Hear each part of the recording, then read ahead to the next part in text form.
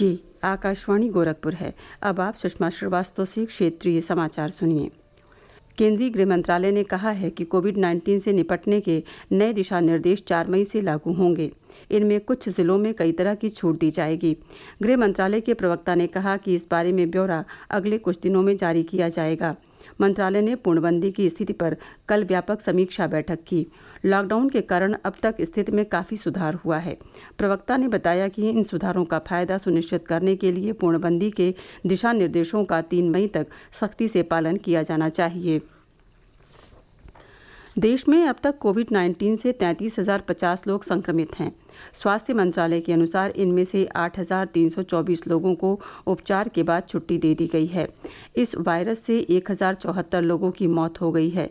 वर्तमान में 23,651 लोगों का इलाज चल रहा है। उधर प्रदेश में कोरोना वायरस के खिलाफ संघर्ष में आशा की किरण देखी जा रही है। राज्य में पहली बार एक दिन में अस्पताल से छुट्टी पाए मरीजों की संख्या एक दिन में नए कोरोना संक्रमित मरीजों की संख्या से अधिक है। हमारे संवाददाता ने बताया है कि कल राज्य में 72 लोगों में कोरोना संक्रमण का पता चला, जबकि इसी अवधि में 77 मरीजों को उपचार के बाद छुट्टी दे दी गई। प्रदेश में कुल कोरोना पॉजिटिव मरीजों की संख्या 1,612 से घटकर 1,602 रह गई है। प्रमुख सचिव स्वास्थ्य एवं परिवार कल्याण अमित धवन प्रताप ने बताया कि अभी प्रदेश में 7 जिले कोरोना से मुक्त हो चुके हैं। मुख्यमंत्री योगी आदित्यनाथ ने लॉकडाउन के कारण दूसरे राज्यों में फंसे प्रवासी कामगारों और श्रमिकों को आश्वस्त किया है कि प्रदेश सरकार उन्हें वापस लाने के लिए तेजी से कार्रवाई कर रही है। उन्होंने प्रवासी मजदूरों से आग्रह किया कि वे धैर्य रखें और पैदल यात्रा का जोखिम न उठाएं। मुख्यमंत्री ने कहा कि सरकार संबंधित राज्य सरकारों के संपर्क में है और प्रदेश के सभी कामगारों को वापस लाने के लिए कार्य योजना तैयार कर रही है। श्री योगी ने प्रवासी श्रमिकों से अनुरोध किया कि वे जिस राज्य में हैं वहां की सरकार के संपर्क में रहें। मुख्यमंत्री ने आज लखनऊ में लॉकडाउन की समीक्षा करते हुए अधिकारियों से कहा कि अन्य राज्यों से आने वाले प्रवासी श्रमिकों की स्वास्थ्य जांच सुनिश्चित की जाए। उन्होंने कहा कि श्रमिकों को पृथकवास केंद्रों से घर भेजते समय राशन सामग्री उपलब्ध कराई जाए। मुख्यमंत्री ने अधिकारियों को नोएडा और दिल्ली से प्रदेश के छात्र छात्राओं को भी वापस लाने के लिए आवश्यक उपाय करने के निर्देश दिए हैं। श्री योगी ने गाजियाबाद, अलीगढ़ और नोएडा में अध्ययनरत दूसरे राज्यों के विद्यार्थियों की सूची तैयार कर उन्हें उनके राज्य भेजने के लिए संबंधित राज्य सरकारों से संपर्क करने के भी निर्देश दिए।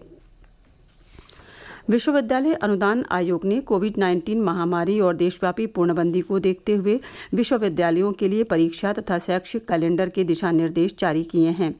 शैक्षिक वर्ष 2020-21 पुराने छात्रों के लिए 1 अगस्त से और नए छात्रों के लिए 1 सितंबर से आरंभ हो सकता है।